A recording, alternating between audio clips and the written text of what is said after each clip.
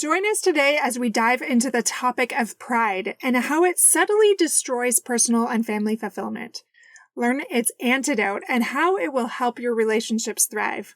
We're even going to talk about the wise, ancient Stoic philosophers and how they discovered the balance that led to the ultimate fulfillment, or transcendence. Don't miss it because these concepts are game changers.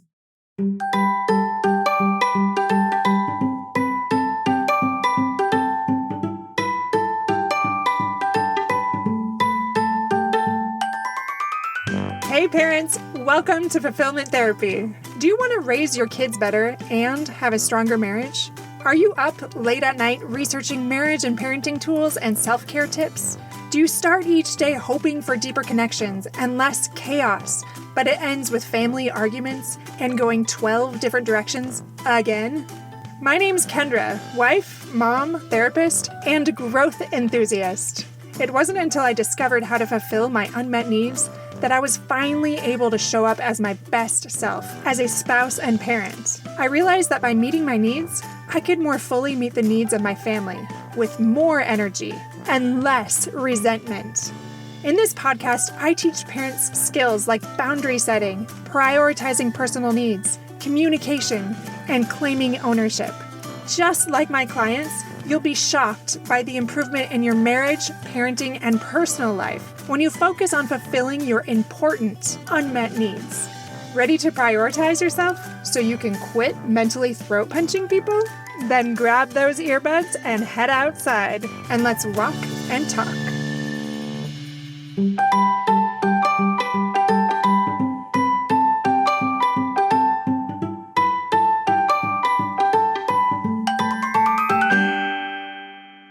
Welcome back, listeners, to episode number 107, Walking the Tightrope, Balancing Confidence and Humility. I've wanted to talk about this topic for quite a while now for two reasons. Number one, I taught a lesson on pride in my church just recently, and I was really surprised how many ways I've been unaware that pride has leaked into my life without me even realizing it. And I don't think I'm alone in that, but maybe I am. For your sakes, I hope I am alone in that. But number two, I've noticed this delicate balance that happens when you're growing in both confidence and competence. And as you get older and a little more confident, you move up Maslow's hierarchy of needs into those growth needs. Like I've mentioned before, this is where you find greater fulfillment. But as you move up that pyramid, sometimes we face a new enemy, and that is pride. Really quickly, before we jump into the rest of the episode, I just want to remind you about one-on-one coaching that is available that you can sign up for on fulfillmenttherapy.org. And this is for you if you're looking for that intersection between life coaching and wellness consultation and therapy. Like maybe you're not quite ready for that sit down and talk about your feelings vibe, and yet you know how important it is to get that accountability and that professional consultation, then this is absolutely for you. You're looking for something a little more directive. You're looking for something with a lot of accountability and a lot of actionable steps that you can just come back and get that next step and have that accelerated growth. Well, if that's what you're looking for, this is for you. For a limited time, that is being offered at a comparable rate to psychotherapy, so go ahead and sign up on fulfillmenttherapy.org. All right, let's launch right into talking about, now let's jump right into talking about pride specifically. Let's start with talking about a definition of pride, because when we say pride, there's really two types of pride that we're talking about. So there's this negative pride, and this is that excessively high opinion of yourself. And this often goes hand in hand with some arrogance and this lack of humility. This is when you have that inflated sense of importance in your accomplishments or maybe your abilities, and this leads to that condescending attitude towards others. It can be kind of dismissive in nature. Other words for this really helped me when I was looking at that. It can be conceit, boastfulness, superiority, haughtiness, self-importance. It can even be egotistical or selfish or vain. I would say the majority of my clients are often on the other end. And there are elements of pride even from the bottom looking up, but there's very much this lack of confidence. And as I work with other clients that are a little bit older, a little bit more self-assured, they see these kinds of behaviors coming into their relationships more, especially in their family lives. So I thought it was really important to speak to this today. Now let's talk about the other pride that people talk about. This is a more positive pride, and I wish there were a better word for it in our language, but I'm not aware of one. I've been told that other languages have a better definition of this. But this is where you take joy in the accomplishment of others, like your kids, for example, or even in your own accomplishments, if it's not boastful, but it's more grateful. This often has a view of the big picture and how these things, whatever you're proud of, can help others and contribute to the world. So it's something bigger than yourself. I like to think of it as patting a thing on the back for its goodness or something else outside of yourself versus patting yourself on the back. When we lose sight of the big picture, this can hinder our connection in our relationships, and that can also lead to greater pride. The antidote to this is humility, and I'm going to go into that more in just a minute as well. But pride is the root of so many other character flaws. So maybe you've noticed in your home, maybe you've noticed that there's more contention, or there's more stubbornness or rebelliousness. If those things are popping up, it's likely that one or more, probably even more, members of your family are struggling with pride. And you can explore humility more, and we'll go over some ways that we can grow in humility to counteract that pride. So what is humility? That's the next important step. That's the next important definition. Humility is when we are modest and unassuming, and we're not inflating our sense of self or our self-importance. This is when we have a realistic and modest view of our importance and our abilities and our achievements. Not only that, but there's this openness to learn from others and this willingness to admit our limitations. Humility is when you have that lack of arrogance or pride and that willingness to listen. I'm going to say these three things: listen, learn, and grow. So do you have those qualities like modesty or selflessness or that gratitude? Well, it's not getting caught up in the opinions of others, like that inflated sense of self based on how others see you. It wasn't until I started diving into this topic more that I recognized that I've seen this in my marriage, especially recently. My husband had this unfortunate thing happen at work where somebody hijacked his job, essentially. They went directly to the owners, and they ended up getting his new job instead of him after he had only been working there for a short time. And since then, I chalked up some of the growing contention in our home to that dynamic, and that might have been part of it. And as I started researching these things, I recognized I am being more defensive. I am not as willing to admit my mistakes. And sometimes I even feel like my needs are more pressing, or they trump his, where he might not be getting paid for work right now as he's looking for another job. Now, there's many layers and elements of this, but maybe you've noticed this in your own life, whatever it might be, whether your spouse lost a job, or maybe it's just something else, that there is just more contention at home. Do you notice greater defensiveness? Do you notice an unwillingness to admit mistakes, or that elevated superiority? You have to be humble enough to be open to it instead of just pointing fingers. That's very important because we all go up and down when it comes to humility and pride. I want to give you a couple other examples. Like, let's talk about parenting. Maybe you're unwilling to admit mistakes to your children. For example, maybe you blamed them for making a mess that you found out wasn't theirs. Now, did you go back and make amends, or did you say, well, you've done it before, or, well, it makes sense that I would think that because this and this and this? Do you do that, or do you humbly take that moment to acknowledge your mistake?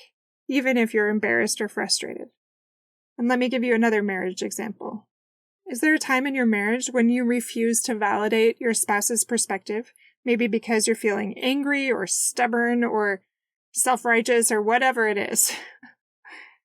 Like maybe that time when they weren't feeling that you recognized what they were doing after dinner to help out. And there was this pattern of that increasing. And they said, you know what? I just need you to notice those things and say them.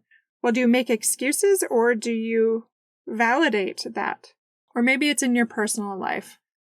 Like at work, maybe you're not being teachable because you don't see others as being as competent as you are. What helps me in this scenario when I think of these, I'm like, oh man, I'm showing a lot more pride than I realized, even if it's just in my head. Well, one thing that helps me is to remember those mentors that I have, those people that I want to pattern my life after, and they are always so humble. And think about how effective these people are as leaders, even if they're quiet leaders. That is the kind of person we want to be in our homes and in our families and in our personal life. Have you guys ever heard of the Stoics? I love learning about the Stoics. I first heard about this on a podcast, and these are ancient philosophers that really emphasize the importance of virtues and maintaining that inner tranquility no matter what was happening to them. They believed that pride was a destructive force that led to arrogance and selfishness and that exaggerated sense of self-importance that I've talked about. Do we see that in ourselves? They said that the antidote for that was humility and cultivating wisdom and self-awareness, as well as moral excellence. Don't you love that? I love that these ancient philosophers advocated for these things, and I feel like I want to be a modern-day Stoic. Maybe that's what I should have called this episode. Modern-day Stoics. Let's join the cause and create those kinds of ripples. They believed in the importance of character refinement as this ongoing process of improving our moral and ethical qualities. So how do we do that? Well, my friends, we do that through self-discipline, that introspection, and educating ourselves. Essentially coming here and listen to these things, or wherever you go to find those things, and always reflecting or praying or meditating on the things that will make you more aligned with your values and bring true and lasting fulfillment. And the last quick thought about the Stoics, they really believe that humility is the key virtue that allowed them to recognize those limitations and embrace their humanity as they sought for that personal growth. All right, friends, how can we heal from this pride? I've already mentioned humility, but there's more to it than that. Well, we can stay humble by practicing gratitude. We can seek feedback, and that is not always comfortable. That is hard and painful sometimes. Even doing that with my podcast or with my teaching or even in my counseling, I often ask my clients, is there anything I could be doing to improve our therapeutic relationship? Is there something I could bring more of or less of? And sometimes they're honest with me and sometimes they're not. But as time goes on and that relationship develops, they often are more and more honest with me, which I appreciate even when it's sometimes hard to hear. We can also stay humble with a growth mindset, as well as apologizing and giving credit where it's due. Sometimes I choke on my words a little bit because sometimes I'm a little stubborn, sadly. Give that credit where it's due. Practice that humility. You can also heal from pride by being open and vulnerable. Whenever we have that openness and vulnerability, that helps us foster those genuine connections, and that counteracts pride. All right, now how does this all connect to personal and family fulfillment? When we look beyond ourselves and see the big picture, we're able to cultivate that gratitude and humility. I don't think I've ever told you this before, but there's actually an updated Maslow's hierarchy of needs, that pyramid. And just for the sake of explaining it better, I usually stick with the original one. But in that updated pyramid, the top of the pyramid is transcendence. So what is this? What does this entail? Well, this is more spiritual, and it comes after we found true connection and healing. This is where people transcend their own personal concerns and they see from this higher perspective. This is where true joy and peace and awareness comes. And it's the highest level of human development where people are really driven to contribute to the greater good and find this meaning beyond themselves. Have you seen that in yourself yet? I know I get glimpses of it at times, but I don't feel like it's this constant yet. This is where people can experience this deep sense of fulfillment and purpose when they connect with something larger than themselves. And this is something like serving or pursuing creative avenues or seeking that spiritual enlightenment. So this is altruism and compassion and selflessness and leaving this lasting legacy. I notice this in a lot of my older clients that they seem to naturally move into this. Like as they grow and experience life, it becomes less and less about them and more about others. So this is transcending your personal concerns and that ego and embraces these higher values and ideals. And this is what brings that profound sense of fulfillment and that inner peace. Many of you know that my highest values involve faith and my belief in God. So for me, that is very connected to my values. It's easy for me to imagine transcendence as being this place of letting that ego go and instead focusing on who God wants you to become and how your strengths and talents can help others. And it's so much more than helping yourself, although it can help yourself too. When we apply all these things that I talked about to personal growth and marriage and even parenting, we can see how pride makes us regress and diminishes our potential and our fulfillment in our personal life and in our families. My clients often ask me a very interesting question. They say, well, how can I make my own needs a priority and still have that transcendence? Because isn't it selfish to focus on our own needs? Like, how do I do that and have that higher level of living? Well, that is a hard question, but I often respond by reminding them that each family member has value, and each person needs to honor and address their neglected needs, every single member. And as family leaders, it's important that we lead by example through that healing and that self-validation and that cultivation of those gifts and talents, while maintaining a balance in that confidence and that humility, while maintaining a balance in time and energy and focus on the things that mattered most, while also healing our unmet needs. It always seems to go back to this balance. Now, do you remember how I started to talk about how, as I grew, especially in my podcast and my business and all of these things, as I grew in competence and confidence, I started to notice these subtle shifts where I was patting myself on the back a little bit more, like, oh, good job, Kendra, instead of living a value-led, authentic life where, according to my values, it would be saying something like, God is good and amazing, and I'm so grateful that He has blessed me with these gifts and these talents to help others and to fulfill a greater and higher purpose, to find that transcendence, to find that higher fulfillment, and to become my best self. So how is it that you're living? Do you notice if you're stuck in that egotistical space where you're boasting a little bit more, or you have this inflated view of yourself, and maybe you're feeling a little bit more selfish or conceited? Or maybe it's something more subtle. Maybe you just notice an increase in defensiveness or that unwillingness to admit mistakes and that sense of superiority. Today, we've talked a lot about the dynamics of pride and humility and how this affects our personal growth and our relationships. Only until we really cultivate humility will we be able to begin that transformative journey towards that deeper fulfillment and purpose. My friends, may you embrace a life of humility and authenticity and that genuine connection and set aside that subtle, destructive pride. The first step in that journey is simply awareness and this willingness to return, to turn towards something greater and higher and holier and more worthwhile. Best of luck, my friends. And I'll see you back, as always, in just a few days.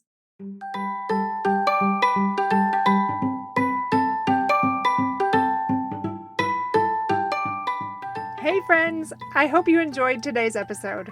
If you did, chances are someone else would too. Would you take 30 seconds to share this with a friend who's looking for greater family fulfillment? And while you're sharing, tell me what you think about the show by leaving a review on Apple Podcasts. It refuels me when I hear this podcast is helping you, no matter what your house or your hair looks like. I'll meet you back here every Monday and Thursday morning for more episodes. Until then.